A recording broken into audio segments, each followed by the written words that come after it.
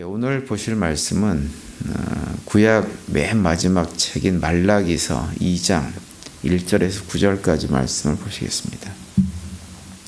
한 절씩 같이 교독을 하겠습니다. 너희 제사장들아, 이제 너희에게 이같이 명령하노라. 만군의 여호와가 이르노라. 너희가 만일 듣지 아니하며 마음에 두지 아니하여 내 이름을 영어롭게 하지 아니하면 내가 너희에게 저주를 내려 너희의 복을 저주하리라. 내가 이미 저주하였나니 이는 너희가 그것을 마음에 두지 아니하였음이라. 보라, 내가 너희의 자손을 꾸짖을 것이요 똥 곧 너희 절기 희생의 똥을 너희 얼굴에 바를 것이라. 너희가 그것과 함께 제하여 버림을 당하리라. 만군의 여호와가 이르노라. 내가 이 명령을 너희에게 내린 것은 레위와 세운 나의 언약이 항상 있게 하려 함인 줄을 너희가 알리라. 레위와 세운 나의 언약은 생명과 평강의 언약이라. 내가 이것을 그에게 준 것은 그로 경외하게 하려 함이라. 그가 나를 경외하고 내 이름을 두려워하였으며 그의 입에는 진리의 법이 있고 그의 입술에는 불의함이 없었으며 그가 화평함과 정직함으로 너와 동행하며 많은 사람을 돌이켜 죄악에서 떠나게 하였느니라. 제사장의 입술은 지식을 지켜야겠고 사람들은 그의 입에서 율법을 구하게 되어야 할 것이니 제사장은 만군의 여호와의 사자가 됨이거늘 너희는 옳은 길에서 떠나 많은 사람을 율법에 거스르게 하는도다. 나 만군의 여호와가 이르노니 너희가 레위의 언약을 깨뜨렸느니라. 9절 다 같이요.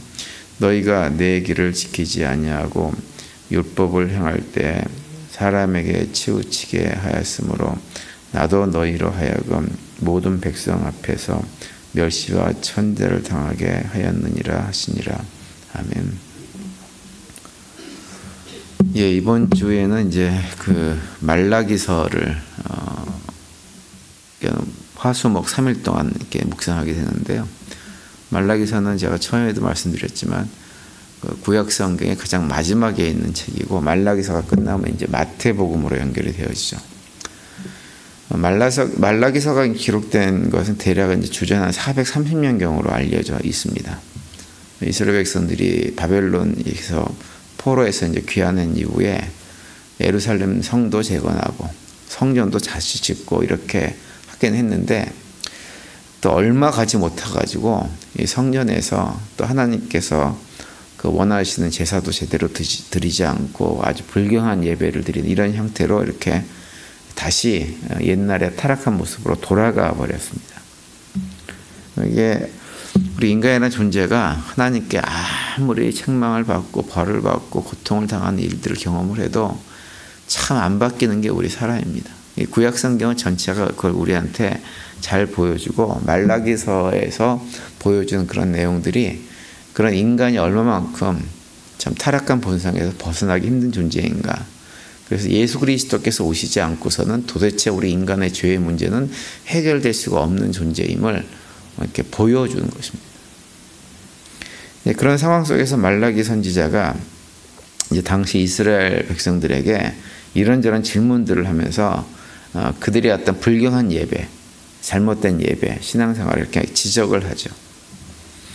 그러면서 이제 하는 얘기가 그렇게 잘못된 방식으로 불경스럽게 드리는 예배는 하나님께서 받지 않는다라고 얘기하면서 하나님께서 우리를 얼마나 많이 사랑하시는지 하나님의 사랑을 다시 기억해서 하나님을 신뢰하면서 하나님께 제대로 된 신앙생활, 제대로 된 예배를 드리자라고 강조하는 책이 이 말라기서입니다. 그러면서 특별히 말라기서에서 중요한 말씀 가운데 하나는 뭐가 있냐면 선지자 엘리야를 하나님께서 다시 보내실 것이다 라고 말씀하시는 부분이에요. 말라기 4장 5절에 보면 이렇게 되어 있죠. 보라, 여호와의 크고 두려운 날이 이르기 전에 내가 선지자 엘리야를 너희에게 보내리니 이렇게 말씀을 합니다. 이 말씀은 무엇을 얘기해 주고 있는 거냐면 세례 요한의 등장과 예수님의 초림을 예언해 주는 말씀으로 아주 중요한 말씀입니다. 그리고 이제 말라기서에 보면 핵심적으로 다루고 있는 몇 가지, 한 세 가지 큰 주제가 있는데 첫 번째는 뭐냐면 하나님의 사랑이에요. 이스라엘 백성들이 포로기 이후에 여전히 죄악 가운데 타락한 모습으로 삶을 살아가고 있지만 그럼에도 불구하고 하나님은 그들을 사랑하신다고 하는 거예요. 그리고 두 번째로 언급하고 있는 건 뭐냐면 제사장들과 백성들이 저지르는 죄악입니다. 하나님은 그렇게 우리를 사랑하시는데 우린 여전히 죄악에서 벗어나지 못하고 있다고 하는 거예요. 그리고 이제 세 번째 주제는 뭐냐면 그런 우리들을 구원하기 위해서 여호와께서 오실 것이다라고 하는 거예요. 그분이 오실 것이다. 다시 말하면 메시아가 오실 것이다라고 하는 것을 강조해 주는 책이 이제 말라기서입니다. 오늘 아침에 우리가 읽은 본문은 말라기 1장부터 시작된 그 제사장들이 저지르는 죄악들을 폭로하는 내용입니다. 이제 그들을 책망하는 내용이 기록되어 있는데 2절에 보시면 이렇게 말씀을 하고 있죠. 만군의 여호와가 이르노라 너희가 말을 듣지 아니하며 마음에 두지 아니하여 내 이름을 영화롭게 하지 아니하면 내가 너희에게 저주를 내라 너희의 복을 저주하리라. 내가 이미 저주하였나니 이는 너희가 그것을 마음에 두지 아니하였음이라. 이렇게 말씀합니다. 여기 보시면 너희가 만일 듣지 아니하며 내 마음에 두지 아니하여라고 말씀하고 있는데요. 이미 그들이 하나님의 말씀을 마음에 두지 않고 있다고 하는 거예요. 듣지 않고 있다고 하는 거예요. 유튜브 같은데 이렇게 보면 그 짧은 영상으로 올라온 쇼츠라고 하는 영상들이 많이 있죠. 한 1분 내외로 이렇게 나와 있는 그 영상들 가운데 어떤 영상들이 또 있냐면 이 세상에서 성공한 사람들의 특징을 이렇게 분석해 가지고 얘기해 주는 영상들이 들어 있습니다. 근데 그런 그 영상들을 보다 보면 그 공통적으로 하나 언급하고 있는 내용이 한 가지 있어요. 그게 뭐냐면 성공한 사람들은 대부분 말을 듣는 것과 말을 하는 것의 비율을 8대2로 하는 경우가 많다 이렇게 얘기합니다.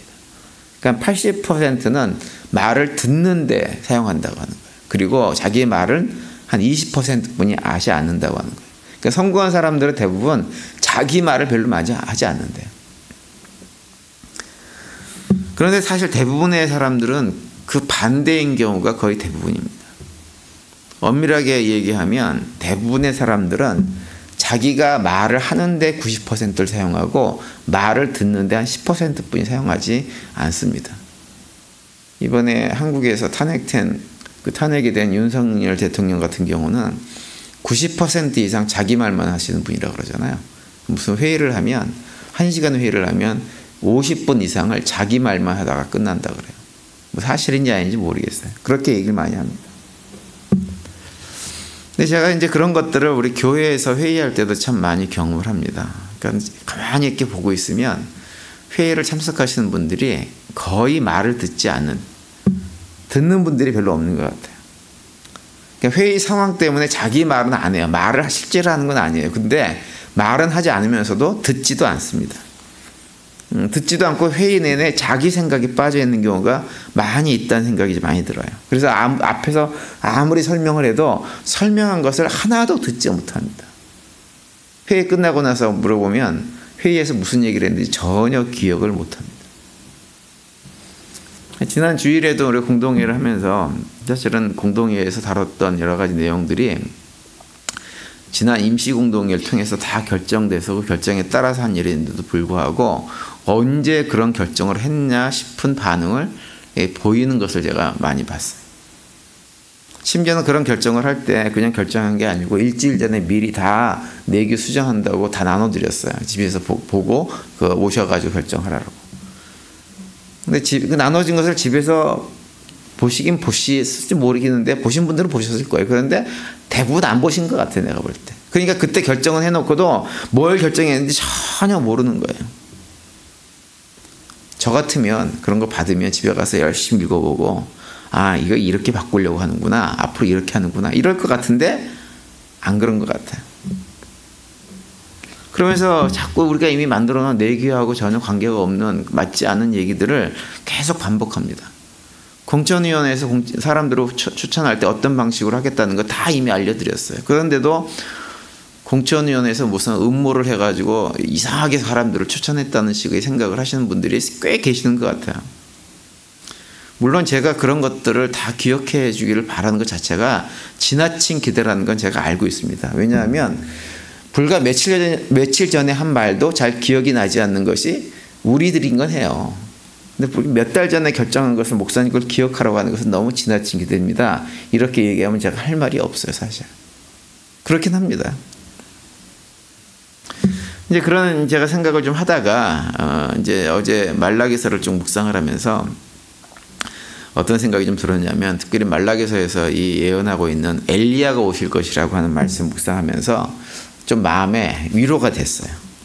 왜냐하면 그 엘리야는 제가 서두에 말씀드린 대로 바로 세례 요한을 말하는데요. 세례 요한이 어떠한 사역을 했느냐라고 하는 것을 요한복음 1장 23절에 보면 이렇게 언급을 하고 있습니다. 이르되 나는 선지자 이사야의 말과 같이 주의 길을 곱게 하려고 광야에서 외치는 자의 소리로다, 이렇게 말씀을 합니다. 여기서 보면은 세례 요한이 자신을 사람들에게 누구인지를 얘기해 주는 거예요. 그런데 자기를 뭐라고 얘기하냐면 광야에서 외치는 소리라고 얘기합니다. 광야에서 외치는 소리라고 하는 말의 의미는 뭐냐면 자기는 아무도 들어주지 않는 소리를 말하는 사람이란 얘기예요. 들어주는 사람이 없어도 그냥 외치는 사명을 받은 존재로 왔다라고 얘기하는 거예요. 하나님께서 특별한 계획 가운데 세례 요한을 주의 길을 곱게 하라고 보냄을 받은 하나님의 일꾼이에요. 그런데 그 세례 요한 같은 경우는 들어주는 사람이 전혀 없는 그냥 소리로 존재했던 사람이 세례 요한입니다. 그 세례 요한을 생각하니까 어떤 생각이 들었냐면, 성도들이 듣지 않아준다고 하는 것이 별로 그렇게 답답한 일이 아니구나라는 생각이 들었어요. 내가 그걸 답답할 일이 아니구나. 그리고 가만히 생각을 해보면 사람들은 세례 요한의 말만 안 들은 것이 아니라 심지어 예수님의 말씀도 듣지 않았어요. 예수님의 말씀만 듣지 않았느냐, 그게 아니라 하나님의 말씀에도 오늘 본문에 보면 귀를 기울이지 않았다고 얘기를 하고 있습니다. 오늘 본문이 그 말씀이에요. 특별히 하나님의 말씀에 귀를 열심히 기울일 것 같은 사람들, 그래야만 되는 사람들인 제사장들조차도 하나님의 말씀에 귀를 기울이지 않았다고 하는 것이 오늘 본문의 말씀이에요. 제가 이렇게 묵상하면서 든 생각이 뭐냐면, 그렇지, 사람들은 그런 존재이지, 이런 생각이 들었어요. 세례 요한의 말도 듣지 않고 예수님의 말씀도 듣지 않고 하나님의 말씀도 듣지 않고 있는 것이 우리 사람이라는 존재라고 한다면, 목사가 앞에서 아무리 무슨 얘기를 한들, 회의를 진행하면서 지난번에 다 한 것입니다라고 얘기한들 그거 듣지 않는 것, 이상한 게 하나도 아니구나 라고 하는 생각이 드니까 얼마나 위로가 되는지 모릅니다. 오늘 본문 7절과 8절에 보시면 8절 이렇게 말씀하고 있어요. 제사장의 입술은 지식을 지켜야 하겠고 사람들은 그의 입에서 율법을 구하게 되어야 할 것이니 제사장은 만군의 여호와의 사자가 됨이거늘 너희는 옳은 길에서 떠나 많은 사람을 율법에 거스르게 하는도다, 이렇게 얘기합니다. 하나님의 말씀을 귀담아 듣고 그 말씀에 순종해서 옳은 길을 따라가야 될 제사장들, 그래서 많은 사람들에게 본을 보이고 사람들이 따라오도록 해야 될 제사장들조차도 하나님의 말씀을 떠나서 하나님의 말씀을 거스르면서 삶을 살고 있다고 하는 것, 그것이 우리 인간의 모습이라고 하는 거예요. 그래서 스스로 망하는 길로 가는 거예요. 그래서 9절에 이렇게 말씀하고 있죠. 너희가 내 길을 지키지 아니하고 율법을 행할 때 사람에게 치우치게 하였으므로 나도 너희로 하여금 모든 백성 앞에서 멸시와 천대를 당하게 하였느니라 하시니라, 이렇게 말씀합니다. 존경과 사랑을 받아야 할 제사장들이 백성들 앞에서 멸시와 천대를 당하게 될 것이라고 말씀을 하고 있습니다. 말라기서를 비롯해가지고 구약에서 언급하는 이 제사장들은요, 오늘날로 치면 교회 공동체 안에서 목회자나 장로, 권사님들, 안수집사님 같은 항존직 지도자들을 말하는 것이 아닙니다. 왜냐하면 신약 시대의 모든 성도들은 다 어떤 사람들이에요? 제사장들이에요. 누구나 다. 구약 시대 제사장들이 백성들과 하나님 사이를 연결해 주었던 것처럼 오늘날 신약 시대에 우리 하나님 백성들이, 우리들은 세상을 하나님과 연결시켜주는 중간 역할하는 제사장으로 존재하는 거예요. 그리고 그냥 제사장이 아니고 뭐예요? 어떤 제사장인가요? 왕 같은 제사장들이에요. 왕 같은. 그래서 베드로전서 2장 9절에 보면 이렇게 말씀하죠. 그러나 너희는 택하신 족속이요 왕 같은 제사장들이요 거룩한 나라에 그의 소유가 된 백성이니 이렇게 말씀합니다. 여기서 너희는 모든 성도를 다 말하는 거예요. 특별히 교회 지도자들을 말하는 것이 아닙니다. 그래서 모든 성도들은 택하신 족속으로 왕 같은 제사장으로 이 땅에 존재하는 것입니다. 그래서 하나님은 말라기서를 통해 가지고 교회 지도자 몇몇 사람들이 아니라 모든 성도들이 과연 나는 하나님의 말씀에 귀를 기울이는 자들인지를 점검하라고 하는 거예요. 그러면서 하나님 말씀대로 삶을 살지 않고 하나님 말씀을 듣지 않고 자기 생각대로 삶을 살아가고 하면 어떻게 되느냐? 그 결과는 무엇이냐? 결국 멸시와 천대를 받는 부끄러운 삶을 살게 될 것이라고 하는 경고입니다. 하나님께서 이것을 강조하는 이유는 뭐냐면 우리가 그러한 삶을 살지 않게 되기를 바라시기 때문이에요. 하나님은 이 땅에서 하나님 백성들이 세상 사람들에게 손가락질을 받고 멸시와 천대를 받는 자로 사는 것이 아니라 왕 같은 제사장으로 거룩한 나라로 사람들에게 존귀함을 받고 살아가는 것, 그것이 하나님께서 하나님 백성들 우리들에게 원하시는 것입니다. 그것이 베드로전서 2장 9절을 통해서 우리에게 말씀해 주고 있는 거예요. 베드로전서 2장 9절을 보면 전반부에 우리가 모두 왕같은 제사장이다라고 말씀하시고 나서 후반부에 이렇게 선포합니다. 이는 너희를 어두운 데서 불러내어 그의 기이한 빛에 들어가게 하신 이의 아름다운 덕을 선포하게 하려 하심이라 이렇게 말씀합니다. 하나님께서는 우리가 이 땅에 살면서 하나님 백성으로 존귀한 자로 삶을 살아가면서 하나님께서 죄인인 우리들을 구원하셨던 그 놀라운 은혜와 사랑들을 세상 사람들에게 선포하고 증거하는 자로 그 아름다운 덕을 선전하는 자로 삶을 살기를 원하십니다. 오늘 하루 지내시면서 우리 모두 하나님께서 우리에게 주시는 말씀들의 귀를 잘 기울이고 들어서 그 말씀에 순종함으로 해가지고 우리의 삶을 통해서 하나님의 그 아름다운 덕을 선전하는 복된 삶을 살아가는 우리 모두가 되시기를 간절히 바랍니다. 그 가운데 오늘도 주님께 주시는 평강이 우리 삶에 차고 넘치는 복된 하루가 되시기를 간절히 축원을 드립니다.